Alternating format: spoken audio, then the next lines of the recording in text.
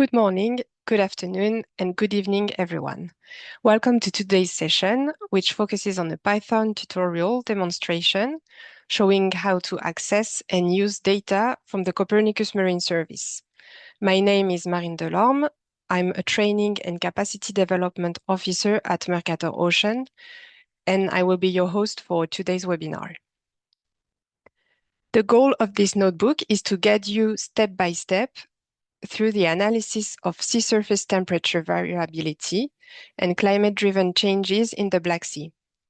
We will begin with basic data handling and progressively move toward more advanced diagnostics of marine heat waves, providing a practical and reproducible workflow for exploring climate signals in regional sea surface temperature datasets. With that, let's get started. Before we begin, let's quickly go over some house rules to make sure you enjoy this session to the fullest. Please don't use the chat box on your right-hand side for questions. It's there for greetings and for sharing links with you throughout the session. If you have a technical or content-related question, we invite you to use the dedicated Q&A section. Today, we will run a Jupyter notebook on a platform called Binder Hub. This hands-on format directly responds to feedback we received during previous events where many of you asked for more practical hands-on session. So we hope this approach meets your expectations and allows you to actively follow along. Each participant has access to the platform and can run the notebook at the same time as the demonstrator. We strongly encourage you to do so, as we will deliberately pause during the session to give you time to complete the exercises. There will be a total of 5 exercises, and we will answer questions each time we pause. We recommend that you click on the Binder Hub link now, as it may take a few minutes for the environment to launch. You can find the link in the chat on the event platform. It's being posted right now by going to the Python tutorial tab of this website and clicking on Access Binder Hub, as you can see on the screen. Or you can also go to the email you received 30 minutes ago, which also had the link to the platform. If you prefer, you can also run the notebook on your own computer. However, we recommend using Binder Hub as all the required packages are already installed, making it easier to follow along. Just one advice, make sure to keep your Binder Hub window open throughout the session, as reopening it later may be difficult due to server limitations.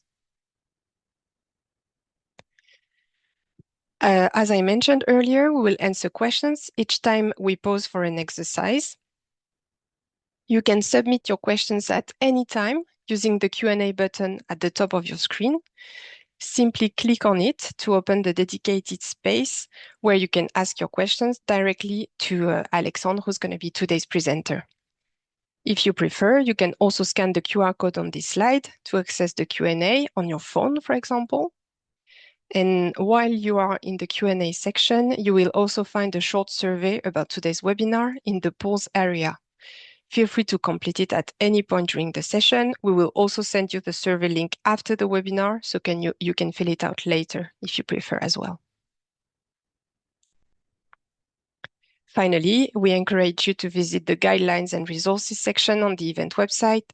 There you will find useful links to Help Center articles and several interesting parts of the Copernicus Marine website. Now let's take a look at today's agenda. We will begin with a short introduction to the Copernicus Marine service, followed by an approximately 1 hour and 40-minute tutorial demonstration led by Alexandre Aumerin from Noveltis. Don't worry, we've planned a well-deserved 10-minute break, a little over an hour in, to give everyone's brain a chance to cool down before it starts overheating. So without further ado, let's start with a short introduction to the Copernicus Marine service.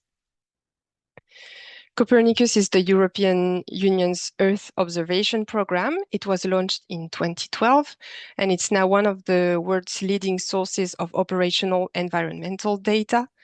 It provides free and open information on the atmosphere, ocean, land, climate change, emergency management, and security.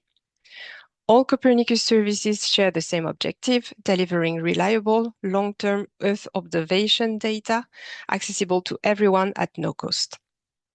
Today, we will focus on the Copernicus Marine Service implemented by Mercator Ocean, which provides high-quality, regularly updated ocean data describing the physical ocean, sea ice, and marine ecosystems in support of science, policy, and industry worldwide. The Copernicus Marine Service portfolio is built on three complementary sources. Satellite observations provide global coverage and continuous monitoring, while in situ measurements from buoys, floats, and research vessels deliver local precision. Together, these observations form the foundation for validating and optimizing the ocean models produced by the service. As a result, the Copernicus Marine Service offers a vast catalog of ocean products, including real-time conditions, historical reanalysis spanning over more than 30 years, and forecasts for up to 10 days ahead, with coverage of the global ocean and key European regional seas, making it a great resource for both research and operational applications. The Copernicus Marine Service data supports a wide range of sectors, from service and innovation to coastal monitoring and policy development. We group these applications into 12 blue markets, aligned with the three pillars of the UN Sustainable Development Goals: environment, society, and economy. These examples show how marine data translates into actionable knowledge for decision-making. To describe the ocean fully, we organize variables into three families. The blue ocean represents the physical processes, such as temperature, salinity, currents, waves, winds, and sea level. The white ocean covers sea ice variables like ice concentration, thickness, velocity, and age. And the green ocean contains biogeochemical and ecosystem indicators, for example, chlorophyll, nutrients, oxygen, carbon variables, or pH. Together, these three families provide a comprehensive view of ocean state and health. And today, as you can imagine, we will focus on blue and green ocean variables. So how do you access all this information? Everything is available through a single portal, marine.copernicus.eu. After free registration, you can browse and download from the data store harmonized datasets, mostly in NetCDF format, making them easy to use across scientific and operational tools. From the home page, click Ocean Products to open the catalog.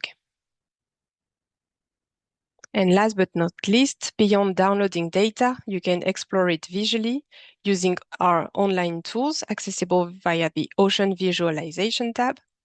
Copernicus Marine Service offers 3 visualization tools, each tailored to different needs. My Ocean Learn is perfect for education and outreach. You can explore ocean variables on the globe with rich ocean literacy content, videos, and simplified views.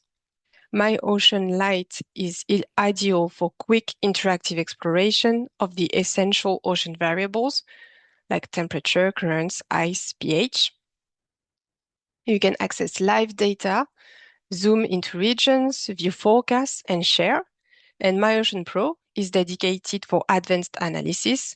You can dive into detailed data sets and choose the ones that fit your purpose, depending on how they are produced. Perform custom queries, export data, and access high-resolution graphs for research and professional use. So that's it for this short introduction to the service. We encourage you to visit the website for more information. And now the part that you've been waiting for. I will now hand over to Alexandre Omrin from Noveltis, who will start with an introduction to today's Python tutorial. Alexandre, I can see you. Can you hear me? Yes, I can hear you, Marine. Thank you. Okay, great. So I will stop sharing my screen and the floor is yours. Thank you very much. So hello, everyone. I'm Alexandre Omrin from Noveltis, and I will be your try enough for today's session. So let me just share my screen and we'll be ready to go. Okay, my screen should be visible now. Can you confirm? Yes, thank you. Perfect, thank you very much. So yes, so today's topic is climate change for this session and how to use Python to analyze related data. In the frame of this case study, we're going to study sea surface temperatures. So climate change is, of course, profoundly transforming the world's ocean, affecting many variables. And one of those who is the most affected, of course, is temperature, and more precisely, in our context, sea surface temperatures. So surface temperature have a very strong influence on several processes in the oceans, sea-air exchanges, large-scale biological activity, ocean circulation, and so on. So this is why surface temperature are very strong indicator of the changes related to global warming. And our case study will be centered around the Black Sea. So we've chosen this area because it's quite an interesting one. It's a semi-enclosed basin with limited exchange here to the with the Mediterranean Sea. It's quite isolated. We have some river input in the north around this more shallow plateau here. And also it has a relatively small size, which makes it more practical in terms of file management and file sizes. But still, the physical characteristic make this area quite telling when it comes to detecting long-term trends and seasonal cycles. So in this case study, the idea of today's session is to show you how to use Python to perform climate data analysis. So we're going to use Python and several command libraries such as xarray, NumPy, or Matplotlib and Cartopy to work with oceanographic data from the Copernicus Marine service catalog. So as Marine mentioned before, so it can be divided into three categories: blue ocean, green ocean, and white oceans, with several variables to be analyzed.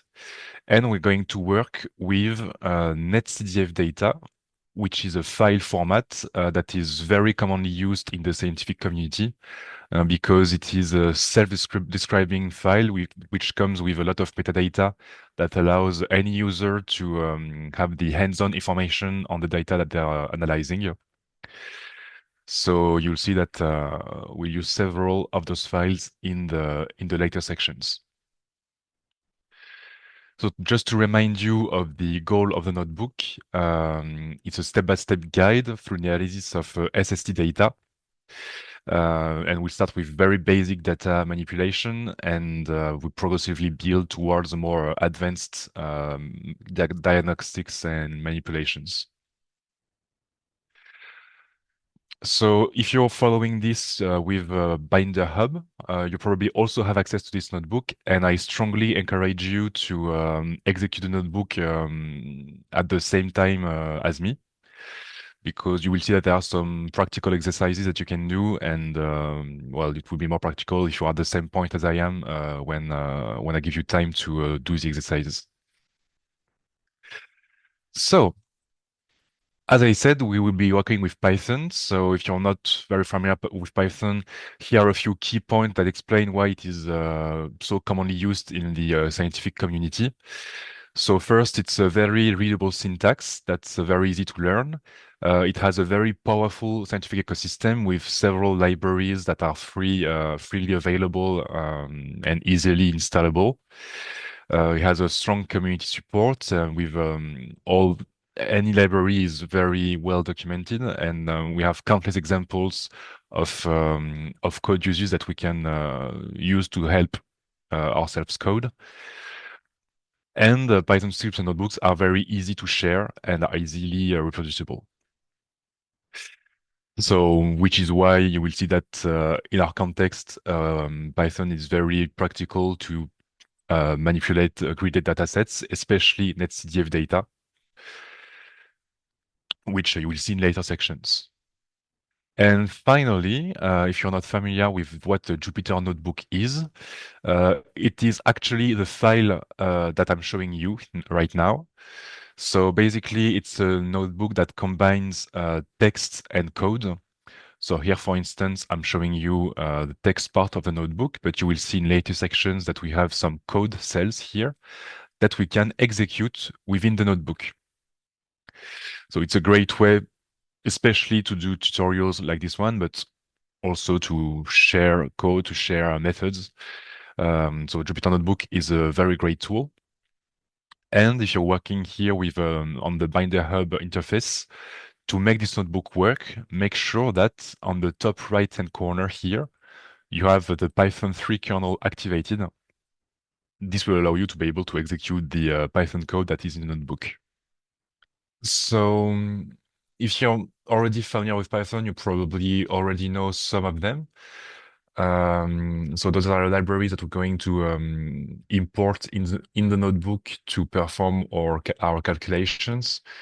So NumPy is a library that is present in almost every Python script ever. It's very widely used in scientific computing to process arrays of data. Xarray is the library in Python that is used to process NetCDF data. As you remember, NetCDF is the main file format provided by the Copernicus Marine service. So it allows us to process data that is structured as with several dimensions, as with latitudes, longitudes, time coordinates. So in Python, all of this is usually processed with xarray. Then Matplotlib and Cartopy are two libraries that are used to draw maps and graphs. So we're going to use them to visualize our data and our results. And finally, SciPy is a very also big library in Python that is used for scientific computing. It comes with a very vast variety of tools for statistics, image processing, interpolation, and so on. And so in this notebook, we'll just rely on this to identify patterns in our data. And we'll use that towards the end of the notebook in the more advanced operations. So now we are ready to start executing it. So first, you're working with Binder Hub for the first time, and the SciPy library is not already installed on the Binder Hub. So executing this cell here, it should install you the SciPy library, and then you should be ready to execute the rest of the notebook. Then in the next cell is the cell where we import all those libraries to have them ready to use in the notebook. So just execute this cell. And then we can move on to the sea surface temperature data that we're going to use. So we'll be working with Copernicus Marine Service data on the product dedicated to Black Sea physics. So if you remember the introduction done by Marine, it's a blue ocean product, and it's called Black Sea Physics Reanalysis. So from the notebook, you can click on the link to visit the dedicated Copernicus Marine Service page on the product to have more information on how the product was generated and all the details such as spatial resolution, all the variables that are available, etc. So you can see we have mixed layer level, seawater temperature, we have salinity also. And so basically this product is a long-term ocean analysis over the Black Sea, produced with an ocean model and adjusted using actual satellite observations. And among those variables, we will focus, as I said, on the sea surface temperature. So Yes, I said it's a long-term series from 1993 to the present, basically. As we are studying climate change, it's important to have such long time series because usually in climate science, you usually work with several decades of data in order to identify the long-term trends followed by the data, which is why we're going to download 30 years of data. And as a spatial resolution, this is equivalent to approximately 2.5 kilometers. And the dataset has 121 depth levels. And of course, we are only going to retrieve the level closest to the surface because we are retrieving sea surface temperatures. So in order to access data, we mentioned that before, but we're going to use the Copernicus Toolbox, which is a tool that is provided by the Copernicus Marine service and allows us to retrieve data from their catalog. So first, you need to activate the toolbox, so import it in the notebook, Copernicus Marine, and then the first thing to do in the notebook is to use the login function of the Copernicus Toolbox.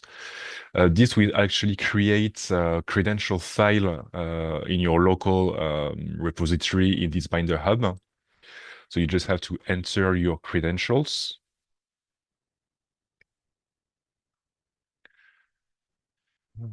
So mine is already present, so I actually don't have to do it. But once you do it, you have this credential file, and you will have access to the Copernicus catalog without having to type your passwords each time you want to retrieve data.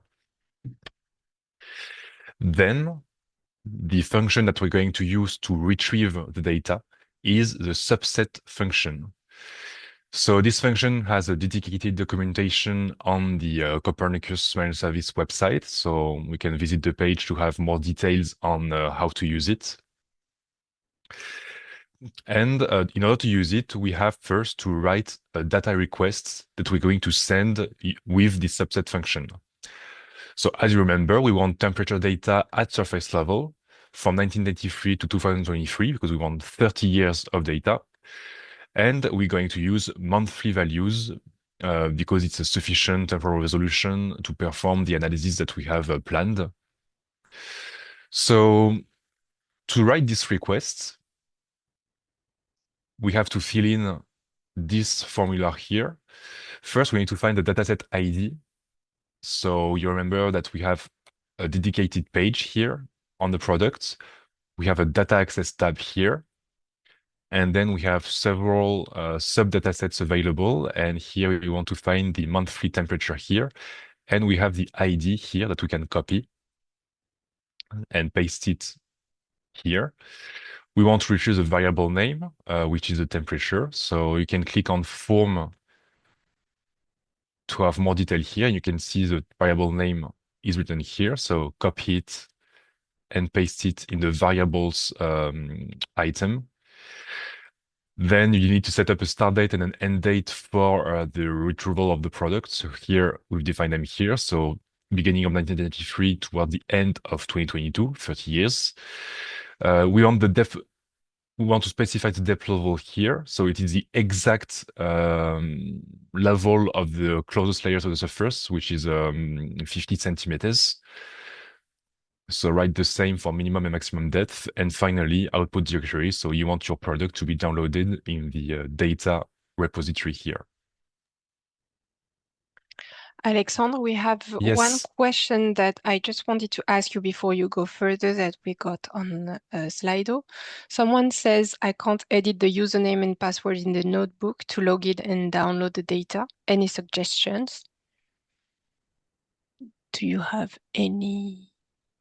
Well, make sure that you execute this cell. It should let you write your own credentials. So either you can click on the triangle here, and it will show you this input here where you can enter your credentials. And if this doesn't work, there's probably a problem with the Binder Hub, maybe, because it should work. Yes, maybe it's not very clear that I'm executing the cells because I'm not clicking on the icon. I'm just using a keyboard shortcut to do it. I'm typing on Control and Enter to execute a cell. But if you're not at ease now, you can just click on the run icon here. It will execute the cell, and you can do it successfully to execute everything.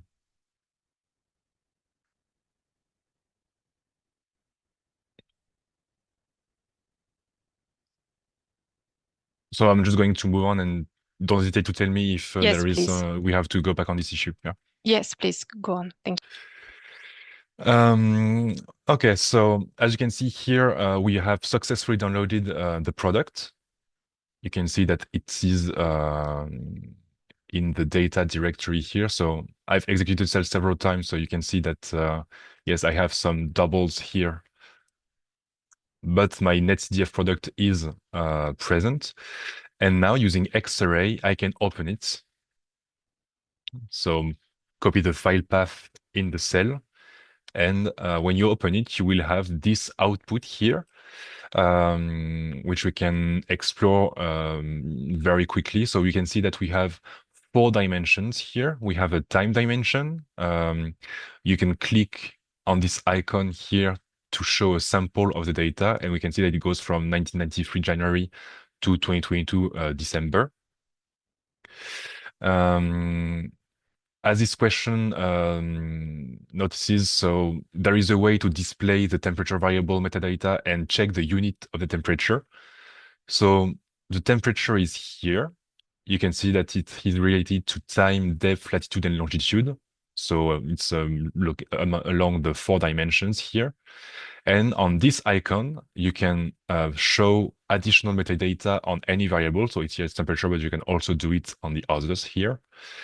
So you can see that it's actually, yeah, the long name is temperature. It's in degrees Celsius, so that's a very key information. And has also a standard name, but here we've managed to find the unit of the temperature, so it's in Celsius and not in Kelvin, for instance, which is also quite common in temperature data. And then finally, we have some additional metadata related to the product. So with the conventions that are followed, some contact information, external titles, several external links to for additional resources or for the institutes that provide the product, namely Copernicus Marine Service. And first, you can see that we have this depth dimension here that we want to erase because it has only one item, because it's only the surface level.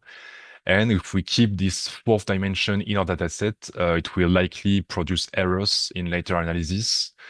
So we want to simplify this using the squeeze function. And now that we've done this, you can see spot the difference with the previous display of the dataset. You can see here that the 4th dimension depth has disappeared. It's still here, but you can see it's empty. And now our temperature is only related to time, latitude, and longitude. So now we literally have a dataset of sea surface temperature. So this is the first simple pre-processing of data that we have successfully performed. So now we are ready to manipulate the sea surface temperatures. So first, one essential manipulation that is useful when processing such data is to calculate an average across the entire time period. So to do this, we can use the min function from the xarray library in order to perform the SST data over the full 30-year dataset. So basically, you just use the min function and you make sure that you do it across a time dimension. And in the output, you can see that the time dimension has disappeared because it's a dimension along which we've performed the average. And so we have a 2D map of the sea surface temperature over the 30 years of 1993 to 2022. And this 30-year average in climate science is usually called climatology. So this climatology will serve as a reference for later calculations.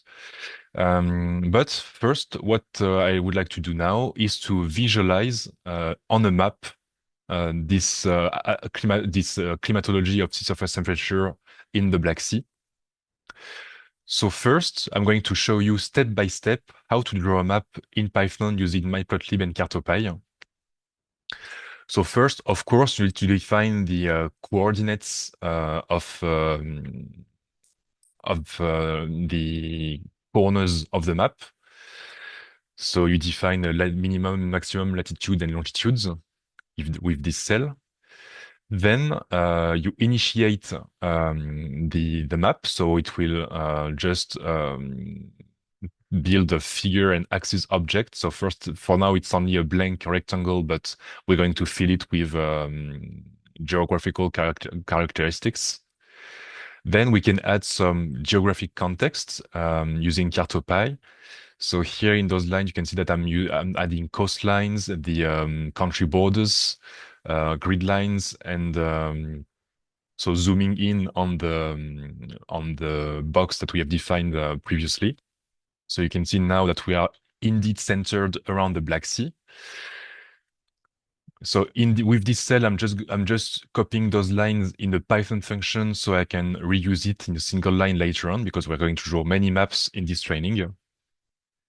So this is just to save this drawing. And finally, we are ready to use p-color mesh here to color the map according to the sea surface temperature data. So you can see that I'm defining the coloring with the latitude and longitudes, so the two spatial dimensions, and coloring it using the SST field. Here I'm defining a color map and some boundaries for the values. So here I have my average temperature over the 30-year period. And finally, I can just add some titles and context to have a better readability of the map here in this cell. So you can see that I have added a color bar here using the color bar function from Matplotlib. And I have added a title. So it's a climatology of sea surface temperature on the Black Sea from 1993 to 2022. And we can see that we have quite a smooth pattern here with a cooler temperature here, probably because of the river inputs that we have here. And here it's a more isolated area. So we can see a nice gradient here of temperatures across the area. And so now in the later maps that I'm going to draw, I'm just going to do these steps all in a single cell. So I've just copied every step here in a single code cell. And so this is a one-shot drawing of the average SST map. Okay, next, I'm going to show you another essential feature of the xarray dataset, which is the cell function, cell for select, which allows us to subset the dataset along a given dimension. So in this example, I'm subsetting the dataset along the time dimension, and here I'm actually selecting a single year of data. Here, in this example, it's 2005, but it can be any year. So using a set function, I specify the time dimension and specify 2005 as a string here. And you can see that in the output, I have only 12 values remaining because we have only 12, we have monthly data, so 12 months in 2005. And here you can see that I have my 12 values, one for each month of 2005, and I still have my temperature here across the 3 dimensions. So it's quite easy to use. You can also, I'm going to show it to you quickly live. You can also select a range of data using the slice method here within the cell function. So for instance, I want data from 2005 to, let's say, 2007. And you can see here that I have this time 36 time steps remaining in my output with data from 2005 January to 2007 December. So this is good to remember when you want to select data within an existing dataset. And of course, this also works on latitude and longitude. So now we know how to select a single year of data. We have computed a reference climatology over the 30-year period. So with those two things, we are able to compute SST anomalies. So an anomaly in climate science is the deviation of, let's say here, yearly SST temperature with regards to the reference period, which is our 1993-2022 climatology. So first, we want to calculate the average temperature only in 2005. So we redo the mean function here, but on the 2005 dataset. And then we simply subtract the climatology to this new dataset to have the anomaly of 2005 in terms of sea surface temperature. And you can see that we have indeed a two-dimension dataset, so it is easily visualizable on a map. And which is what I'm going to do now. So you can see that I'm initiating the plot, creating the basic geographical context here, and using p-color mesh to plot the anomaly and then adding a color bar, etc. And here is my 2005 climatology.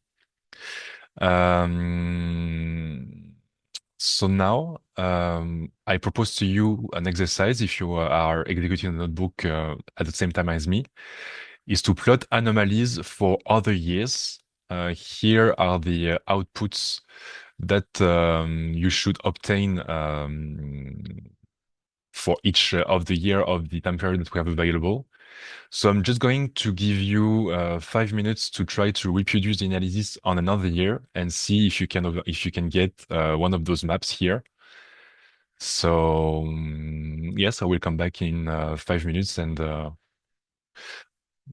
yes, we'll try to see if have your feedback on if you manage to do it or not. And just for notice, in the next cell, there is an empty cell here that you're supposed to fill in for this exercise with a few guidelines to help you go through with this. So don't hesitate to use it to plot the anomalies that you want. Okay, I suggest we start answering the questions that we've received already on Slido. So what I can do is I can read the question out loud for you, Alexandre. Yes, I'm trying to yes read the Slido with you so I can anticipate. So yes, which question do you think I should So the first one we received was, is there a way to print in the same Python console all the codes available in the database, or we need to access the website to find the code and the variable name no matter what? Sometimes it might be more practical to do it directly on the script.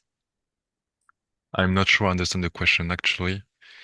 I mean, what code and what database is the user referring to? I'm not sure I understand. So if the person who asked this question want to give us a bit more detail about what you meant when you asked it, the question is highlighted on Slido, so you should be able to see it and add Yes, precisions I if can. you'd like. Yeah. So okay, second one we received is it possible to use the sea currents data to plot the currents? And if yes, can I use the data to calculate the time travel between two sea points following major currents? Yes, you probably can at least have with a simple model of displacement using seawater velocity and yeah the distances between the 2 points. You can retrieve the time travel, but it will be only, I think, a simple approximation because when a point is traveling through a water current, there are probably other processes that influence its trajectory. So I think using currents data would give you an approximation, but it would probably not be a real, sorry, a very accurate indicator of the actual trajectory. If you're referring to a real life to real life points, I think.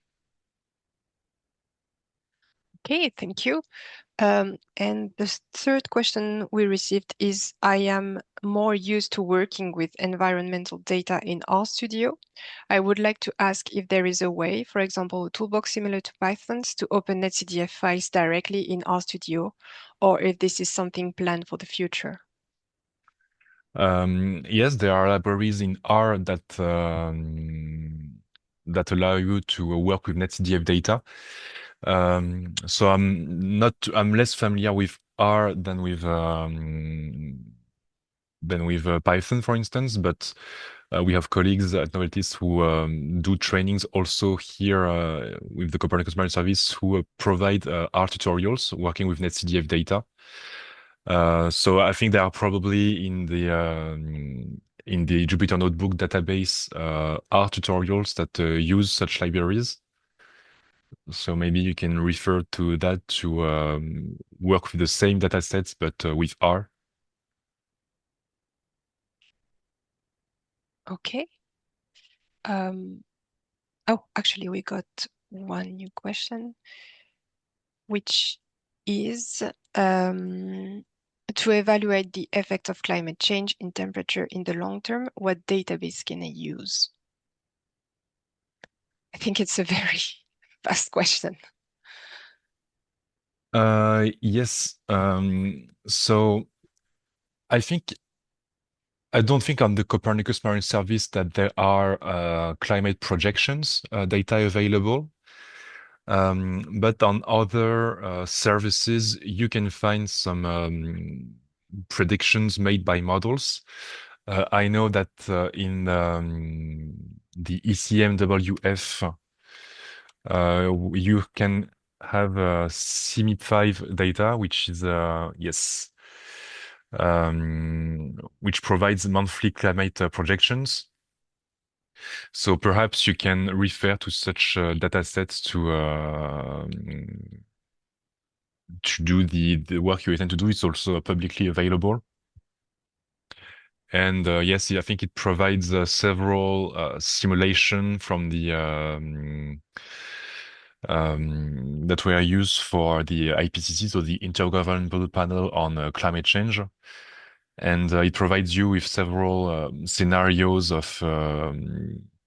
CO2 concentration in the atmosphere. So you have a lot of datasets available, and you can have prediction from several hundred years in the future. So you can refer to such dataset, I think, if you want to study future predictions. Okay, great. We haven't received any other questions, so I think you can Maybe we can proceed move with... on to Yes. show just a quick solution to this. Yes, please. So we actually don't have many things to change from the from what I've shown you in the previous cells. So the only thing to do is to choose another year of data using the cell function here that I had shown you before. No, it's not here, it's here. So I'm just going to reuse this and average the temperature over this new year. So for example, I'm choosing 2012 here. Okay. So now that I've done this, I have to compute the average over this new year. So I'm just going to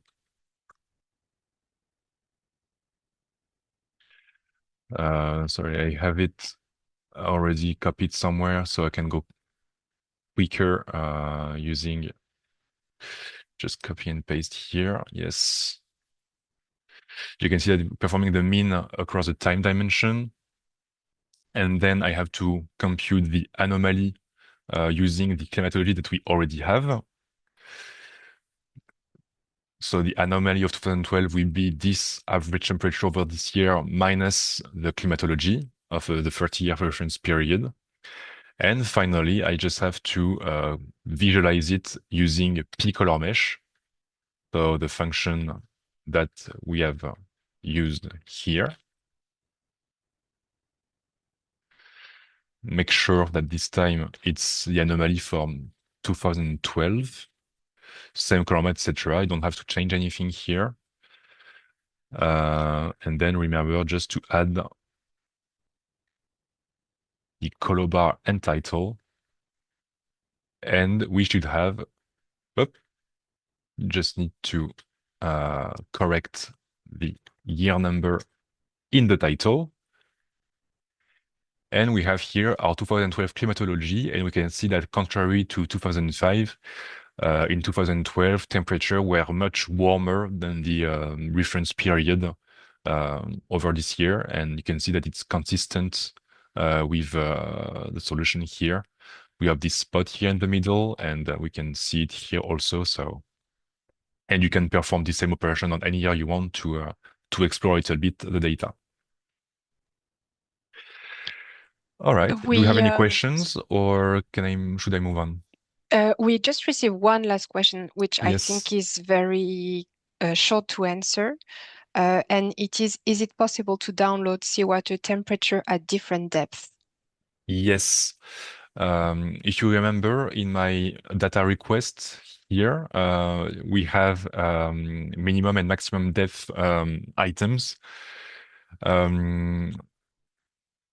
So, well, can I select this? Yes. So you can see here in the Copernicus Marine service page that we have several levels of depth available. So you can go to several thousands of meters under the surface. So basically, you can just play with this range here. So you can increase, for instance, the maximum depth, and you will get data on several depth levels. So yes, you can definitely adjust that when retrieving data from the Copernicus Marine service. Great, thank you very much. And we don't have any other question at the moment, so please feel free to continue. Okay. So moving on to the next section, which is the sea surface temperature time series. So time series is a very common way also of studying oceanographic variable because in a single glance we can track changes that happen over time. So this time and it allows us to summarize the evolution of temperature across an entire region, which is what we're going to do here on the Black Sea. So first, we need to convert our temperature dataset into a time series. So basically, what we're going to do is to use the mean function here, but this time we will compute the average over the two spatial dimensions, longitude and latitude. And as a result, we'll only have the temperature along the time dimension. So it's the average over the entire area. And you can see that we have still 360 time steps. So each month from 1993 to 2022. And so we have our time series. I propose to you that we visualize it to see if we have any temporal patterns in our monthly data. So first, here in this cell, I'm quickly showing you. So I just retrieve the values of temperature. I retrieve the values of the time steps. I make sure I convert them to a datetime 64 format, which is a common format in Python that is easily read by the matplotlib. And then I just set up my graph here using the plot function. I'm just arbitrarily choosing to plot it in orange and then I add titles and labels to the graph. And here is my result. So those are the sea surface temperature of the Black Sea from 1993 to the end of 2022 on a monthly resolution. And we can see that we have a very strong seasonal variability, which is what could be expected, of course. But the problem is that with this strong seasonal variability, we can't really see any obvious long-term trend. So a way to erase this seasonal variability is to simply resample the data to yearly average values, which will remove this seasonal oscillation. So I'm going to show you a first way to resample an xarray dataset, which is using the resample function. So using this resample function, we use the resample time set, which is 1 year. And to have yearly average values, we just call the mean over the resample object. And then we can replot our yearly values this time. And you can see that this time we clearly see that there is an increasing trend in sea surface temperature in the Black Sea in the last 30 years. So the trend is much clearer. And so simplifying the data sometimes allows us to focus on aspects that are not very visible when we have the full data set.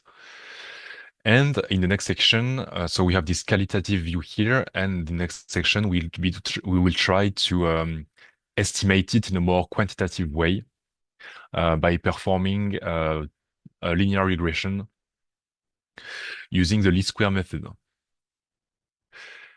So this is what we are doing in this section. So the goal here is to provide an estimation of the increasing rate of the sea surface temperature in this area. So looking at this curve, it seems that linear regression could be a good fit for this curve. The idea is to be able to express the mean temperature as a function of the year with a single coefficient and of course an offset here.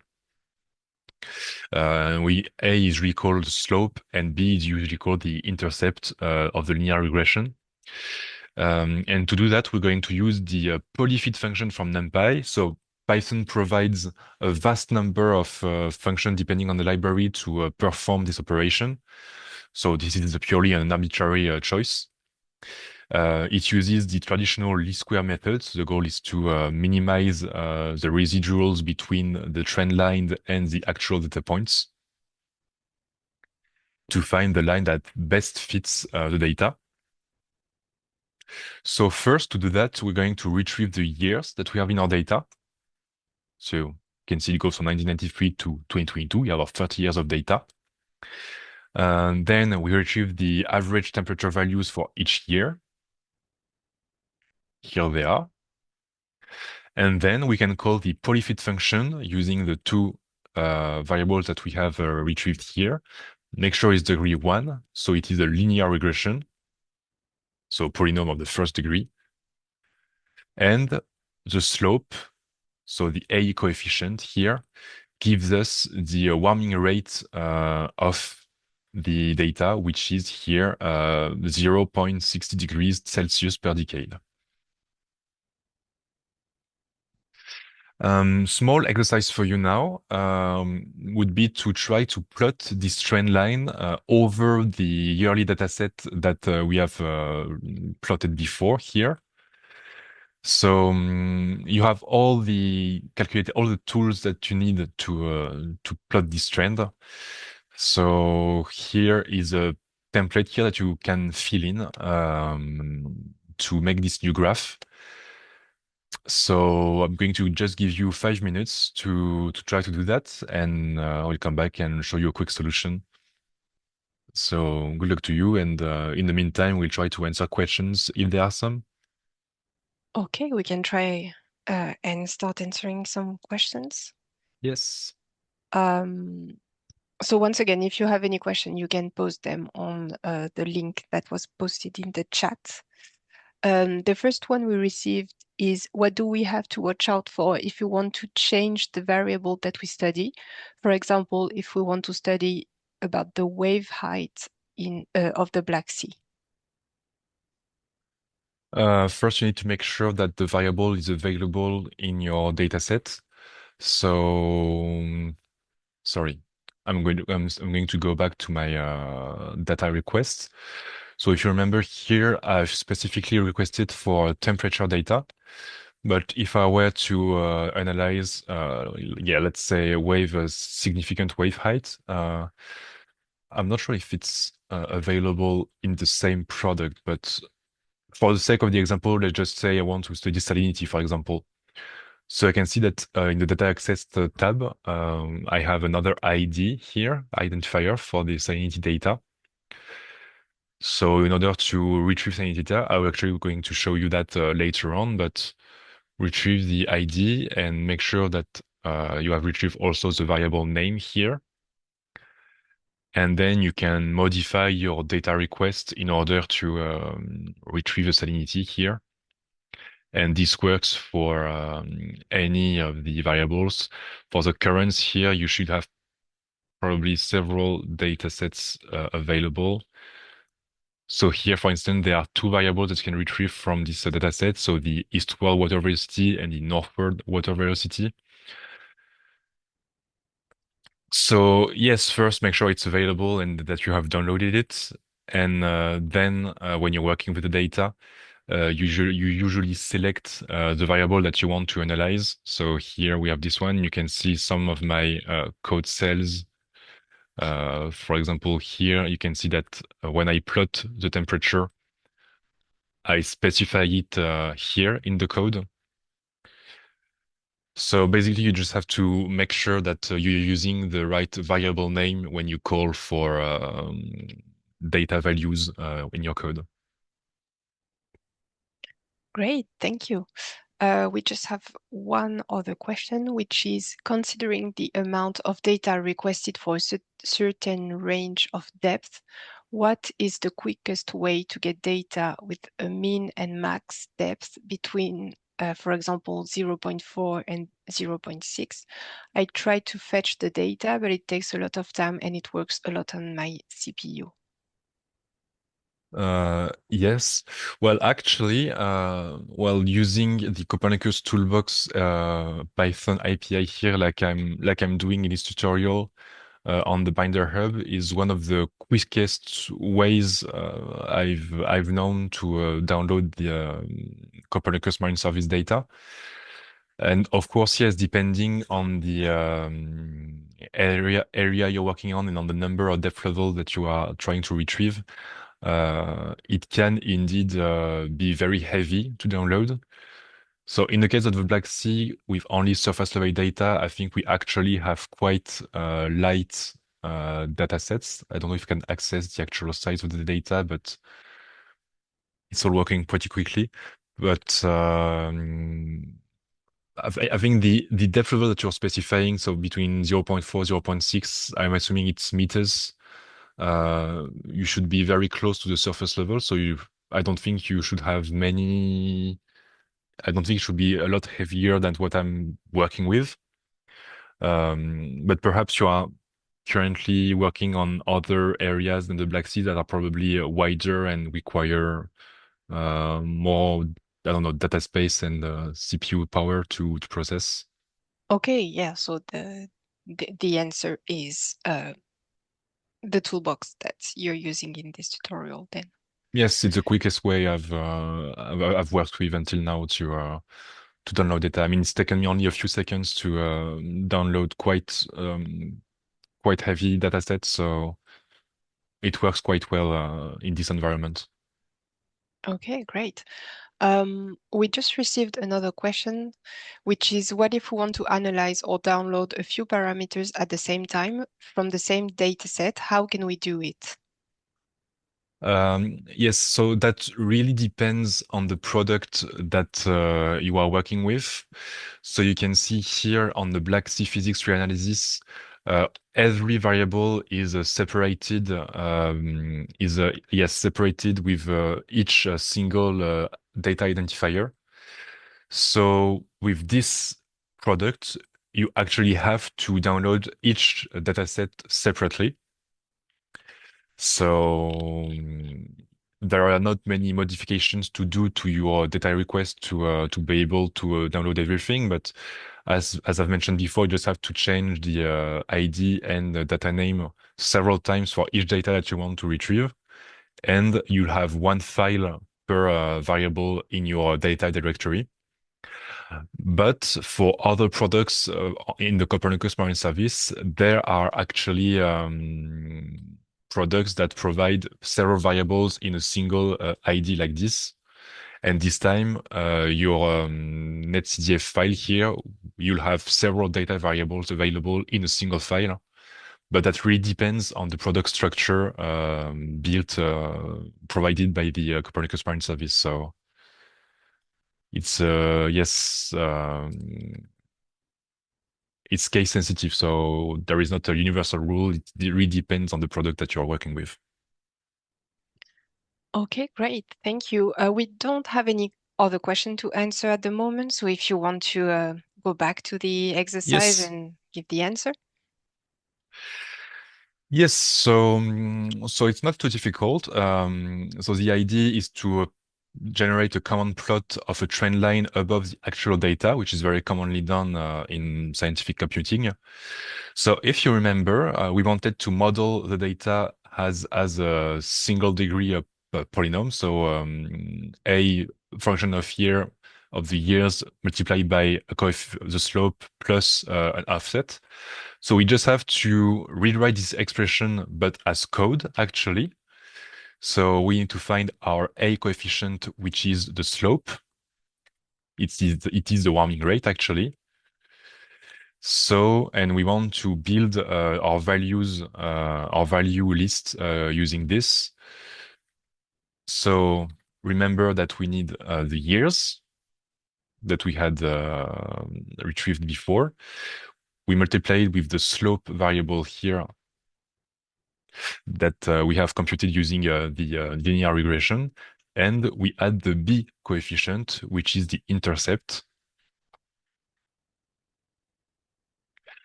And now our values of the trend line should be computed. And then we must make sure that we can plot it on the graph.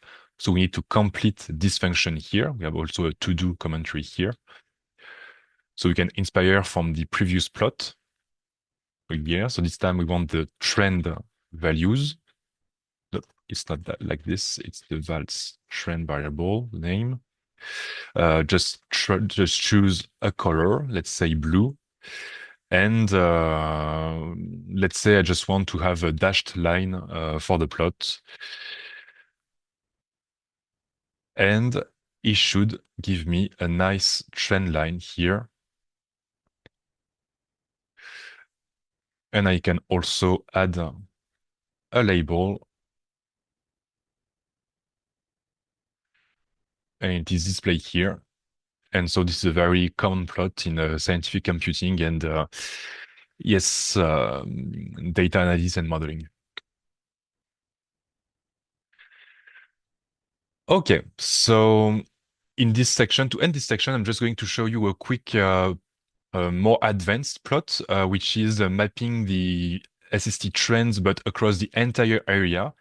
So I'm going actually to do the same operation, but on every single pixel of the map, that where we have data available, of course.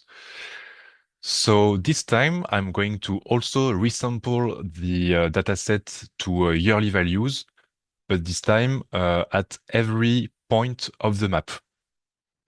So I'm going to use a different function for the resampling, which will be more practical for this particular context, which is the group by function. And I'm going to group the data by year and still compute the yearly average values. What's interesting here is that in my new xarray dataset, the time dimension has actually changed to a year dimension, which is sorry, caused by the group by function, which is why I've used it. It's more practical for the later manipulations.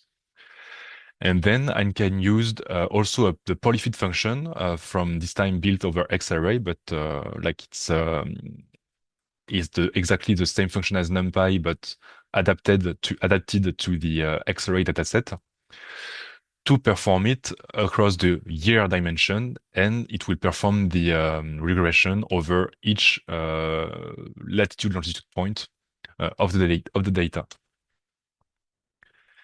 And when I do this, you can see that I have a 2D data set. So I have my map. And for each pixel, I have so a polyfit coefficient variable, which actually gives me for each pixel the slope and intercept. So my A and B coefficients. And so now I can plot the warming rate at each point of the map by plotting just the slope values on a map. So now you know how to draw a map, still using the p-color mesh function. and I'm selecting the slope, not the intercept. This is not necessary here. And I have my SST trends in degrees Celsius per decade. And you can see that the warming trend is quite homogeneous here over the entire Black Sea, which is quite expected because first, it's a relatively small area, and it has very limited exchange to well to the with the Mediterranean Sea, which make and it has relatively consistent atmospheric forcing. So we have some local variations, but the overall increase in surface temperature is very similar across the entire basin. All right, so we are ready to go to the next section, unless there are some questions. If there are not, No, perhaps we no can move on. questions. Sorry? Yeah, yeah, no questions. You can move on. Okay.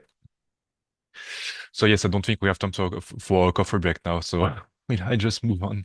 Yeah, sorry. I think we let's consider we had the coffee break at the Yeah, start, we had the and coffee break at the beginning, yes. yeah, we're a bit late. So yeah, let's Yes, I'll continue try if that's to okay with you. I'll try to be as efficient as possible.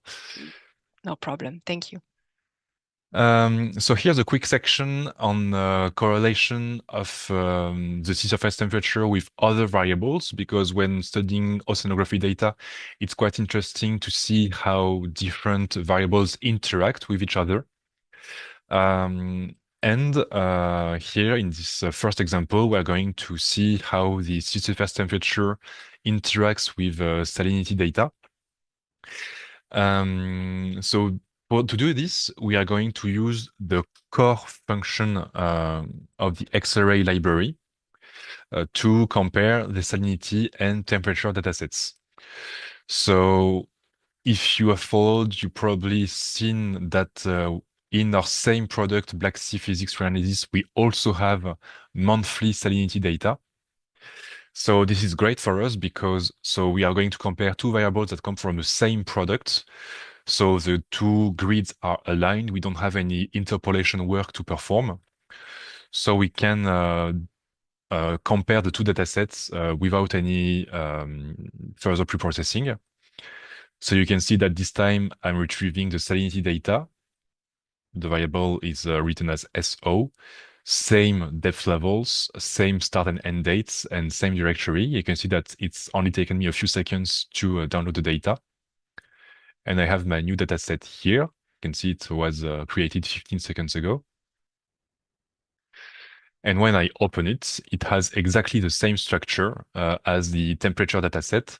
So I've already used the squeeze function to remove the depth level that we don't need. We have the same structure, same number of time steps and latitude and longitude coordinates. And we have our salinity variable that we can explore. So this unit is basically grams per kilogram of salt per water, per liters of what per kilogram of water, sorry. And the idea now is to draw a correlation map between sea surface temperature and surface salinity. So as mentioned, we are using the core function of xarray, and we are correlating the temperature from the temperature dataset and the salinity from the salinity dataset across the time dimension. And you can see that we have a 2D map of correlation values. So here we can only see a NaN value, so it's called not a number, because on the corners here, we actually don't have any data values. But we do have correlation values within this data here in the suspension points. And now we are ready still to reuse P-color mesh to draw the correlation map. You can see here I'm plotting the correlation values that I have just computed. And here is our result. So we have quite a smooth and quite homogeneous correlation map here with slightly negative correlation between sea surface temperature and salinity and surface salinity in most of the area. So This is a result that invites us to do some more investigation to understand why in our data sets we have basically lower salinity when we have higher temperature and vice versa. This is why you have a negative correlation. So let's just plot the time series of the sea surface temperature and the salinity to see if we can explain these results by looking at the monthly dynamics of the data. So comparing the two time series here. So you had already seen on this side the temperature data that we had plotted in the previous section. And here we have the salinity values. We can see that from the 2000, we actually have a strong increasing trend in the salinity. But what's more interesting here is that the seasonal cycles of the two variables seem to be inverted. You can see here, for instance, that when the salinity decreases, the temperature increases and vice versa. So this is quite interesting, and this is also an expected behavior actually, because when we have warmer waters, this enables surface acidification and more freshwater inputs that influence salinity. And this is why we have a lag between the seasonal cycle of temperatures and the seasonal cycle of salinity. So this is why we have this negative correlation using monthly data. But now let's see what results we have when we use yearly temperature and salinity values, because we can see that if we remove the seasonal pattern here, we will probably have different results. This is what we do here. We reuse the resample method that I've shown you in the previous section. And then we compute the yearly correlation using the same function from xarray. And this time, drawing my correlation map, we actually see that we have a very homogeneous positive correlation across the entire Black Sea. And we could see it in the time series that we had a strong increasing trend in the salinity. And we know that we also have it in the temperature. We've seen that in the previous section. So this is why across most of the basin, we have very well correlated temperature and salinity data, because both follow an increasing trend in the last 20 to 30 years. Okay, so I'm going to be a little quicker on this subsection because we are going to do exactly the same thing on another variable, this time primary production.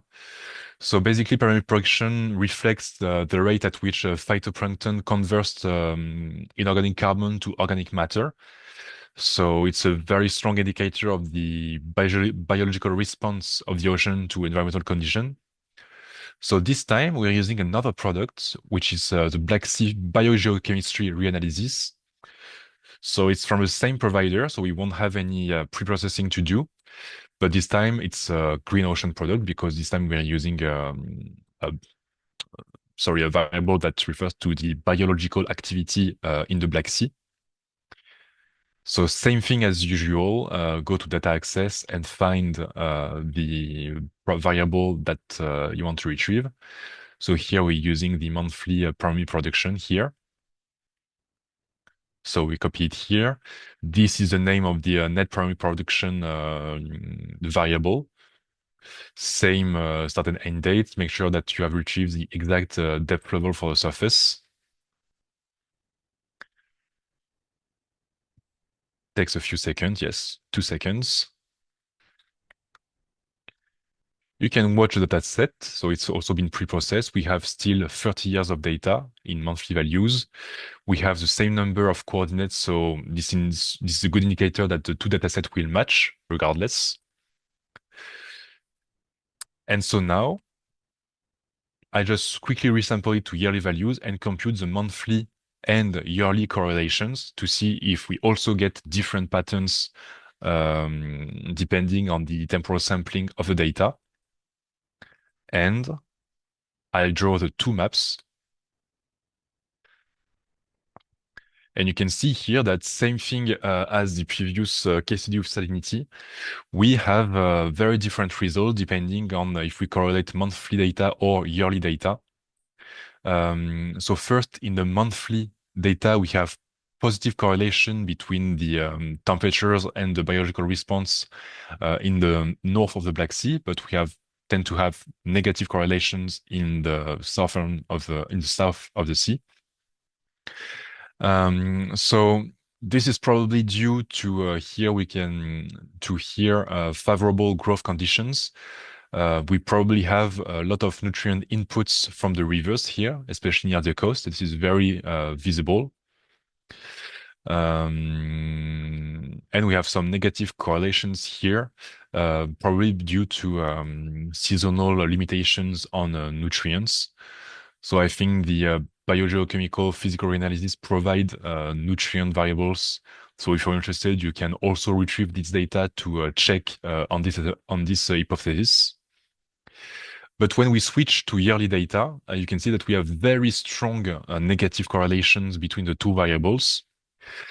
So this time we have removed the seasonal cycle. And so this reveals a quite expected effect is that the warmer temperature tend to reduce the overall productivity in most of the basin because we have limited nutrients. But we can still see that in coastal region, those are areas that are still more favorable to phytoplankton growth.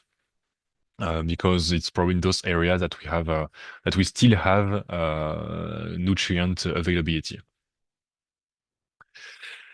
So yes, this shows quite a strong impact of global warming on biogeochemical activity in the Black Sea. So here I've proposed an exercise, but I don't know, Marine, if we should move on or still give time to do it. But the idea is to retrieve another variable from the products to perform any correlation that you would like to perform. So, Marine, what do you think? Should we move on or should we still give time for this exercise?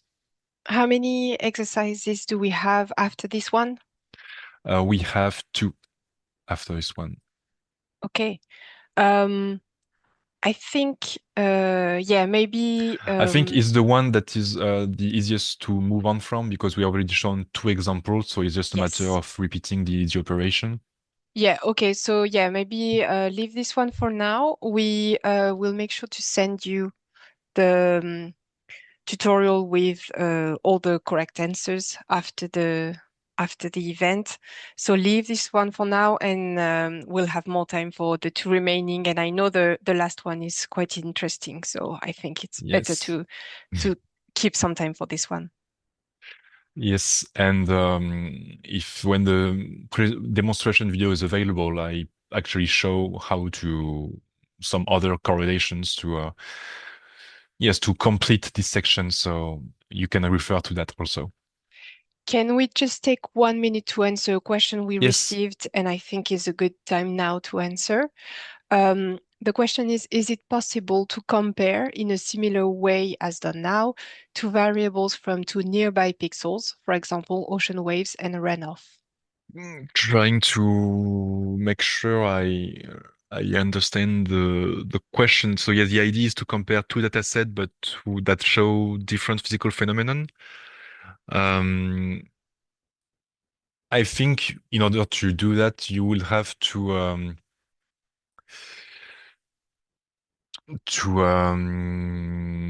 erase the spatial structure of your dataset. So I think it would be a similar thing as comparing just the correlation between two random time series, um, which is more simple actually than correlating two datasets pixel to pixel. So yes, I think that's really possible. It's just that it's not exactly the same process. Okay. You just have to have the yes. I think if it's ocean wave, perhaps the significant wave height or data on one side, but only the values and the runoff values on the other side, and correlate the two arrays, but devoid of any coordinate information that would probably generate errors in your computation. Okay, thank you for this answer. And just to go back one last time on the topic of addressing CPU kind of slowness issue, someone is asking, would it be possible to download data at predefined depth using a for loop or a similar method? For example, I would like the temperature at a depth of 20 meters for point X and at 100 meters for point Y. I think yeah, if you don't have the power or space available to retrieve the entire dataset on the depth level that you need, I would probably, in this context of the Copernicus Marine service data and Copernicus Toolbox, I would probably retrieve data on a very small area around point X at the surface level that you need. So it's a matter of setting up. Sorry, I'm trying to find a data request. Yes. So yes, I will probably, sorry, I'm going to do that in this request. So with the Copernicus Marine Toolbox, you can set up minimum and maximum latitude and longitudes. So I will probably set up a very small box around your point X, and in another request, set up a very small box around your point Y. So that way we'll be able to download a lightweight sample of the dataset that you need, and then I would be able to retrieve the values at 20 meters and 100 meters for both points. So that would be a workaround if I couldn't download the entire data at once and then pick within the entire dataset the points that I want to retrieve data from. Okay, thank you. I don't think we've received any other questions, so you can proceed with the rest. Okay. So moving on to the last section of the training. So this time we're going to do a little more sophisticated analysis of the temperature data because we're trying to build some extreme events indicator, namely marine heat waves. So to detect this, we'll still work with SST data, but this time with daily temporal resolution. Because extreme events usually happen in a frame of a few days. So we also have daily data available in the Black Sea physics tree analysis. We had the monthly temperature until now, but we can pick up the daily temperatures. So it's a new ID that you can just request here, same variable name. And this time to keep a file of manageable size, because of course daily data will result in a much bigger data set to download. I will be working in a smaller box in the center of the Black Sea in order to study extreme events without influence from the river inputs near the coast, for example. So to have a more homogeneous sample of the Black Sea sea surface temperature. So I'm defining here this smaller box here, so with those coordinates, and I use them here in my request to retrieve data within this area. Oops, I forgot to execute this cell, and now it should be downloading. So it's a bigger data set, so it takes a little more time to download, but still it will only be a dozen of seconds. Exactly. 9 seconds, perfect. And now we can open the dataset that we have retrieved, and you can see that we have a lot more time steps because we had one each day, 1st of January, 2nd of January, until the end of 2022. And you can see that we have less latitude and longitude coordinates because we have retrieved data on a smaller area. Quick exercise. So you've learned throughout this notebook how to draw maps. So now you should be able to do a quick visual check on this study area by plotting this new map of the surface temperature, but from this daily dataset. The idea is to actually visualize what is our smaller working area. So you can have 5 quick minutes to try to do that. And if there are some questions to be asked in the meantime, we can answer them. I'm ready. You're So always ready. so yes, the idea of the exercise is where to finally make you let you draw a map from scratch on a new dataset. So first, the idea is to reduce this dataset to a 2D latitude and longitude dataset. So we erase this time coordinate. So we've seen before how to do that. One possibility is to select one single time step or to calculate an average over the entire area. For instance, let's just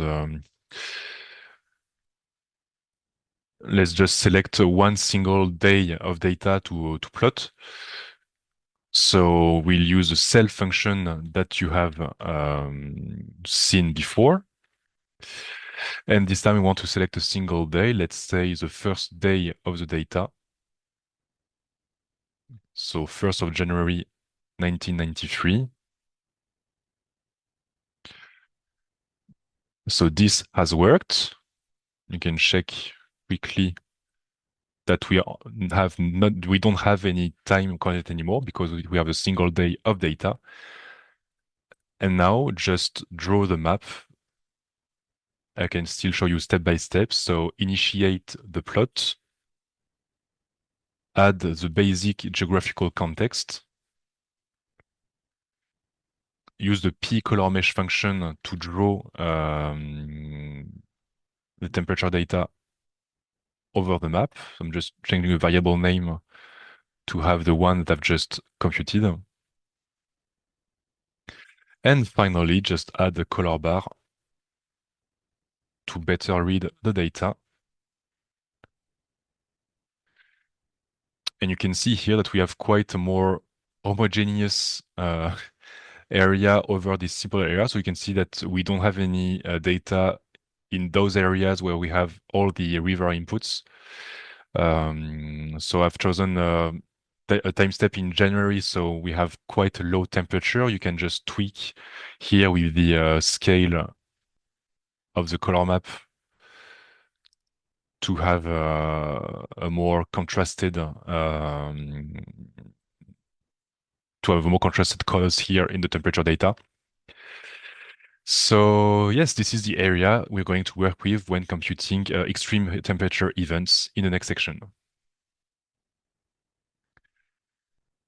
Okay, so to compute marine heat wave, to detect them, we have first to to compute a reference and a threshold. And when the surface temperature will exceed this threshold, we will be able to label this event as a marine heat wave. So first, as a reference, we'll compute a typical average year of the data for the 30-year period, and then a typical extreme year of sea surface temperature. So for each day of the year, we'll compute the 19th percentile of the daily sea surface temperature. And this will allow us to have a seasonal variability over a typical year and will give us off threshold as a reference for our marine heat wave detection. So here we compute the time series of the data, so performing the mean over longitude and latitude. Then we group the dataset by day of year. So we group each 1st of January together, each 2nd of January together, and so on until the end of the year. We remove the day number 366 to avoid issues regarding leap years.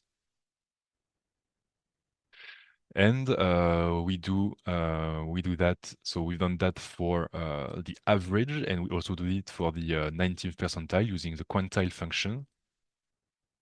Same thing, we remove the last day of the year to avoid leap year issues.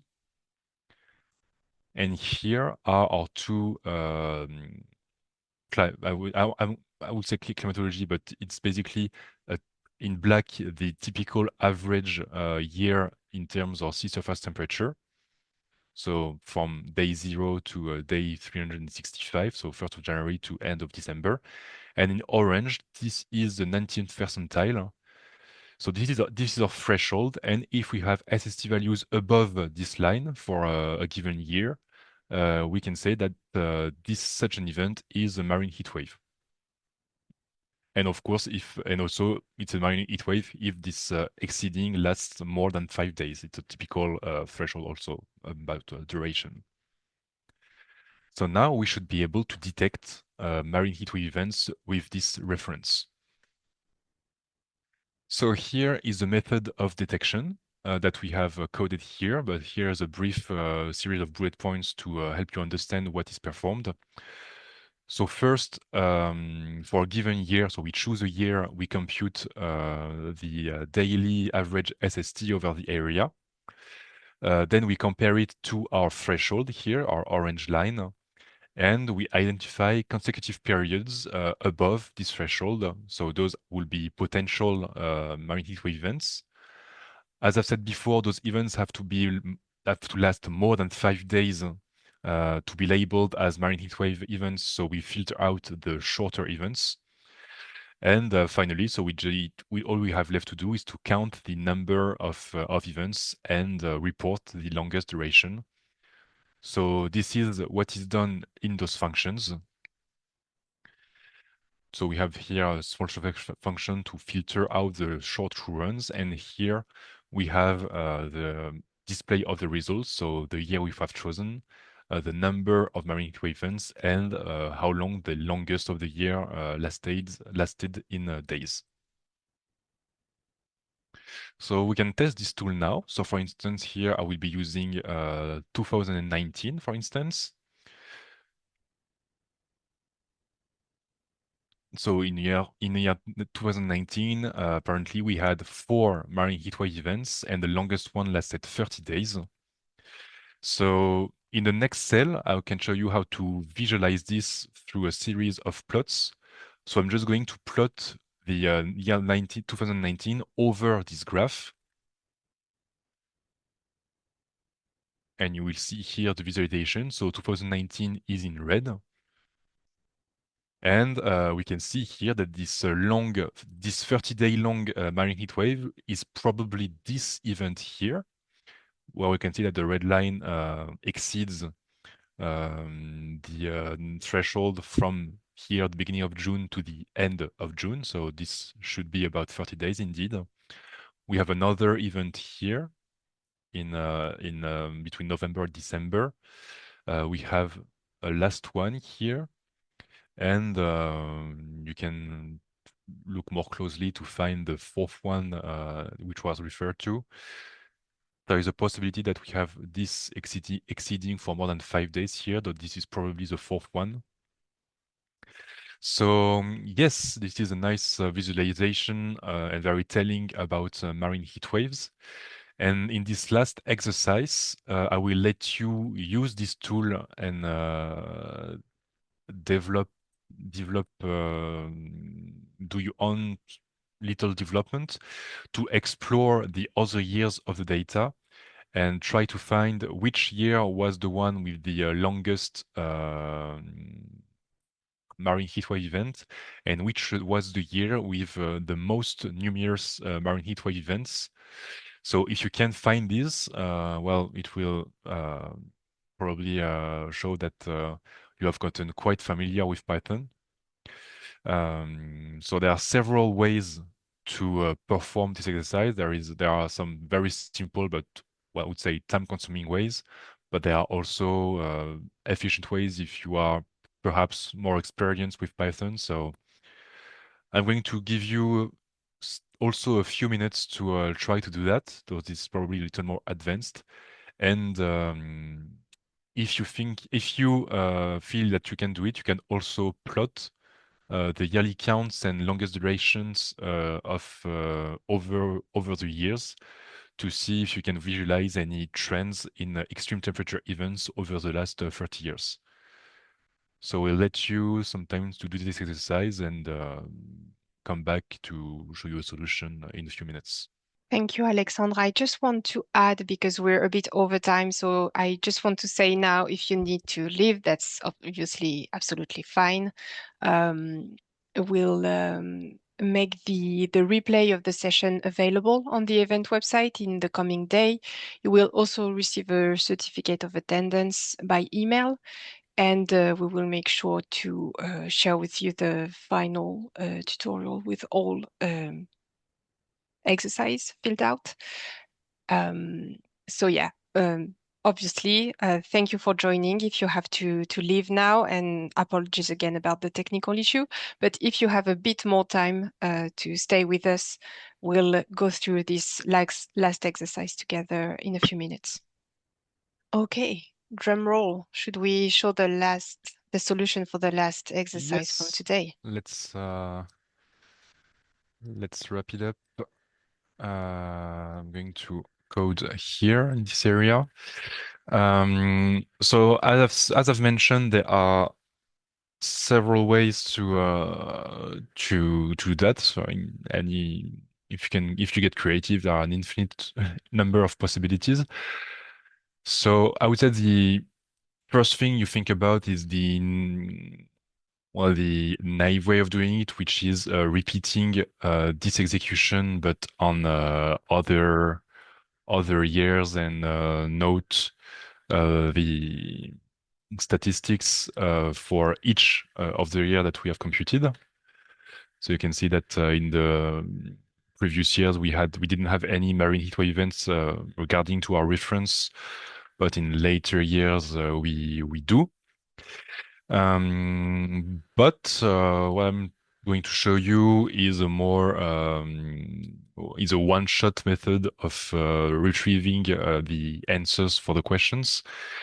Basically, we'll be using a for loop. If you're working with any programming language, you're probably already familiar with this structure. So I'm just initializing. Sorry, what? I'm going to be a little more clever about this. So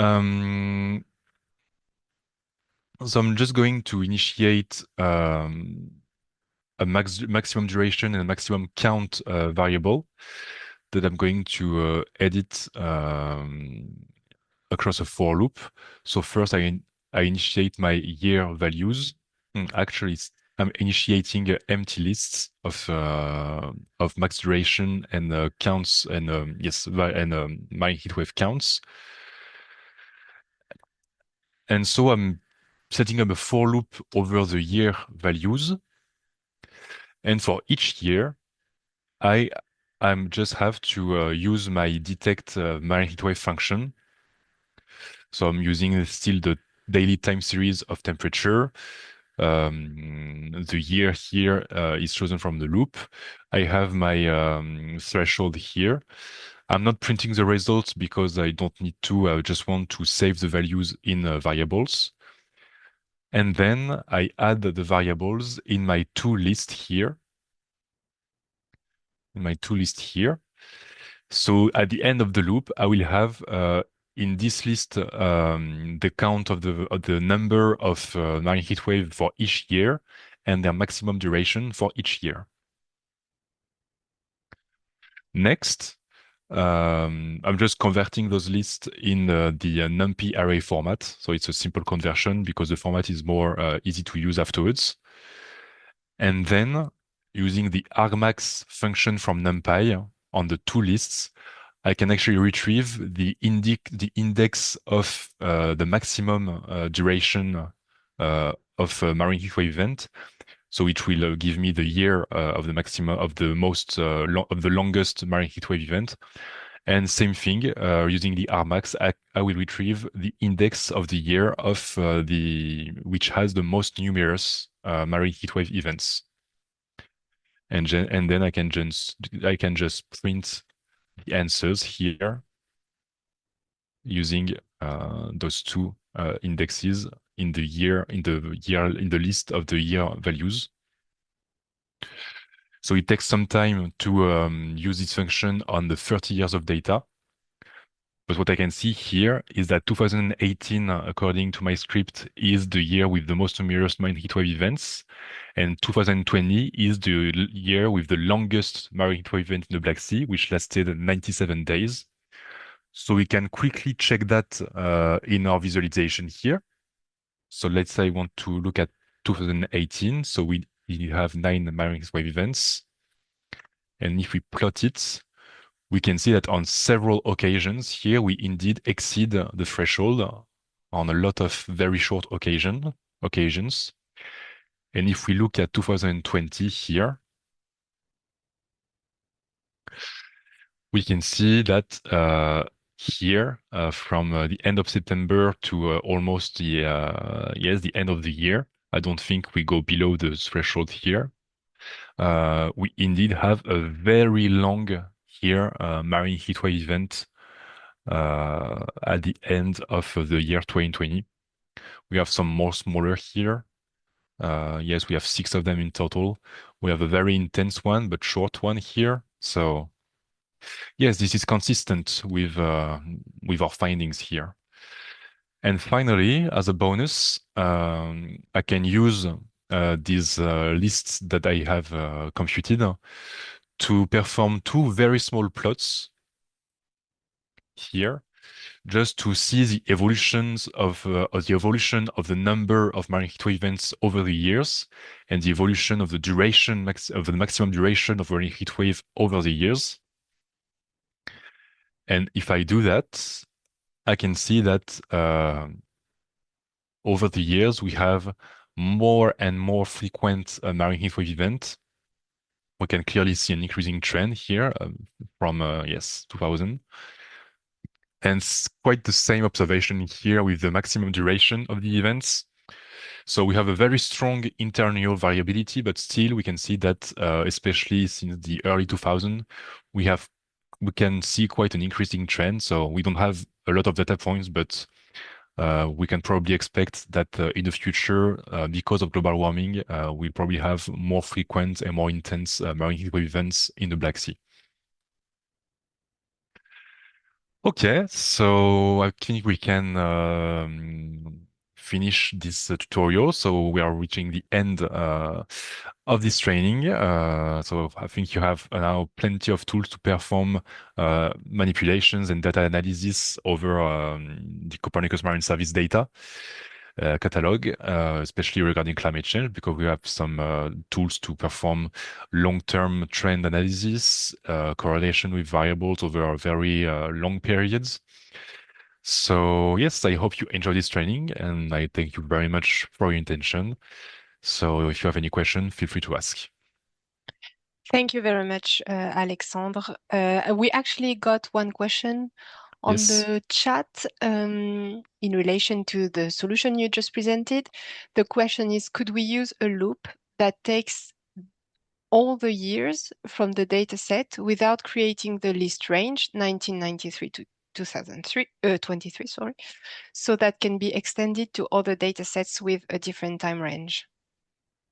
Yes, I think you could. Basically, instead of writing in the range here the actual years that you need, you can refer to your own data set. So you can, sorry, for example, what is my data set? This is this one. I think you can retrieve just the minimum and maximum years that is available in your data set, and write those instead of the values here written as such. I probably can do it live, hopefully. All right, so we are almost there.